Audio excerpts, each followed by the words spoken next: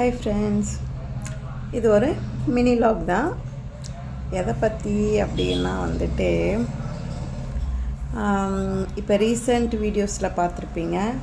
நான் வந்து இந்த செயின் போட்டிருந்தது. இந்த செயின் வந்துட்டு ஒரு ஸ்டோரியே இருக்குது இந்த செயினுக்கு. இது ஆக்சுவலாக நான் 10th படிக்கும்போது என்னோடய அப்பா வாங்கி கொடுத்தது. இந்த செயின் வித்து இது கூட ஒரு $100 இருக்கும். அந்த டாலர் இருக்குது, என்ன இருந்தாலும் அது கொஞ்சம் வந்து தேஞ்சி இருக்குது. போட்டு எங்கன்னா விழுந்துடுச்சுன்னா என்ன பண்ணுறதுன்னு எனக்கு ஒரு பயம். அதனால் வந்துட்டு அதை நான் அப்படியே வச்சுருக்கேன். மாற்றவும் இல்லை, மாற்ற தோணலை. இப்போ எங்கள் அப்பா இல்லை, ஸோ அவர் ஞாபகமாக என்கிட்டே இருக்கட்டும்னு சொல்லிட்டு அதை நான் மாற்றக்கூட விரும்பலை, அப்படியே தான் வச்சுருக்கேன். ஸோ இந்த செயின் வந்துட்டு இப்போ தான் வந்து பேங்க்கில் இருந்து ஒரு 2 months முன்னாடி தான் மூட்டோம்.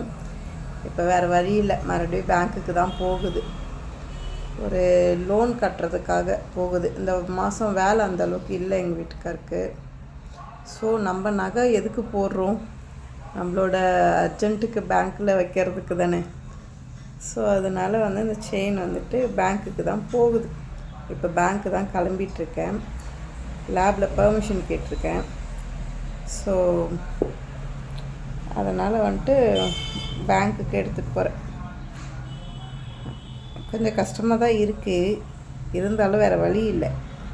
நம்ம நகை வச்சுருக்கிறதே அதுக்கு தான், அர்ஜென்ட் ஆபத்துக்கு பேங்க்கில் வைக்கிறதுக்கு தான்.